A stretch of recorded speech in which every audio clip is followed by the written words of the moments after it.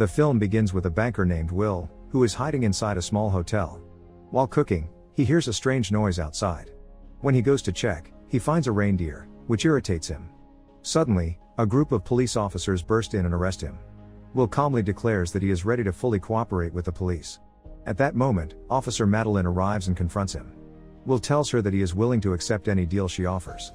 Madolyn explains that he must testify against a mafia gangster whose accounts he manages.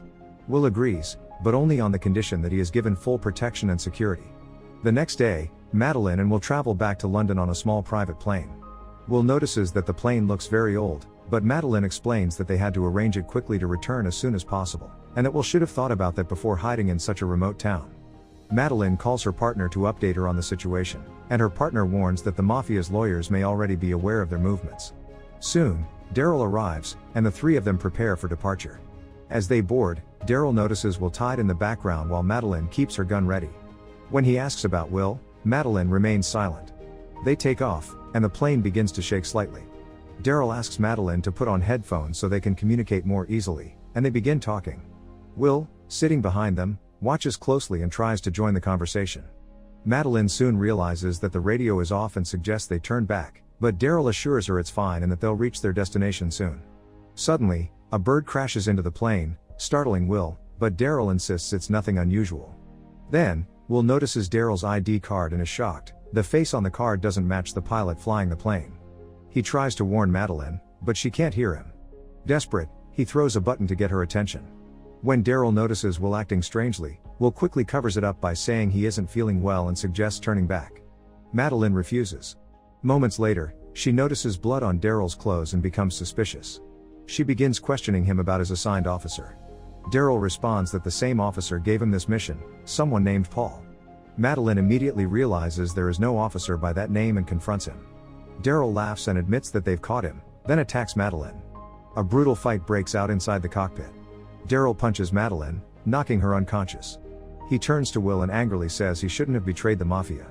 Will tries to save himself, offering him $1 million to let him go. Daryl, surprised, asks where the money came from. Will confesses that he had been secretly stealing small amounts from the mafia. Daryl laughs, saying Will doesn't look like someone capable of that, but even if he takes the money, he'll still have to kill Madolyn to leave no witnesses. Just then, Madolyn regains consciousness and shocks Daryl with a taser. His cap falls off, revealing his bald head. She delivers another electric jolt to his neck, knocking him out. Meanwhile, the plane starts to lose control, but Madolyn manages to stabilize it and lift it back into the air. Will activates the autopilot, and they examine Daryl and then tie him up. Searching through his clothes, Madolyn and Will find mafia-related documents and photographs of themselves. Will notices that Daryl even knows his mother's address, terrifying him.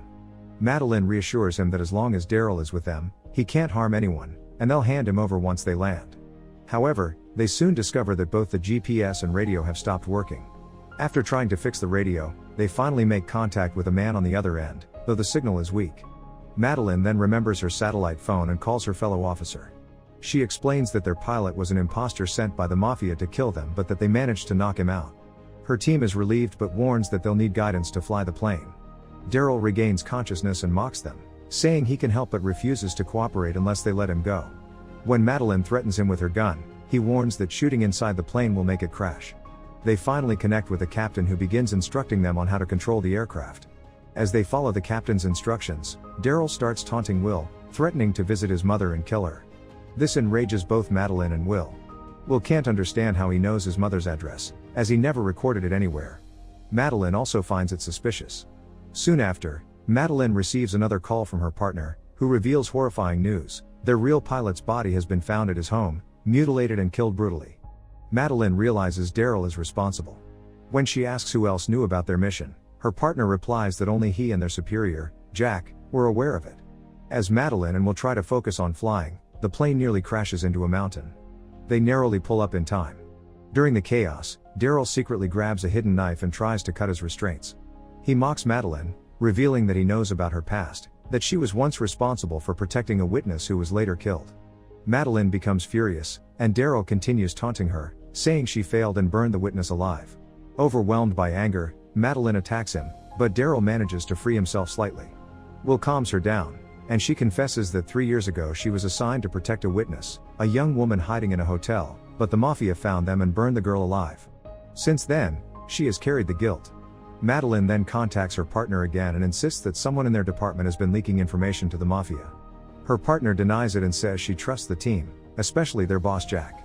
Madolyn, now suspicious, tries to contact headquarters to reach Jack. She is told that Jack is on vacation in Hawaii, but shortly after, Jack himself calls her. Madolyn accuses her partner of working with the mafia. Jack pretends to be surprised and denies it, asking if she's sure. Meanwhile, Madolyn spots a shoreline ahead and informs the captain, who guides them toward it. Just as they feel relieved, Madolyn recalls reading in Will's file that part of the mafia's money is regularly transferred to an officer in Hawaii. When Will confirms this, Madolyn realizes that Jack is the one working with the mafia. She immediately calls her partner, apologizes for doubting her, and explains that Jack is the real traitor. Will panics, saying she's ruined everything, but they keep moving toward the shore, where they spot a rescue ship. The captain instructs them to change direction toward a safe landing point.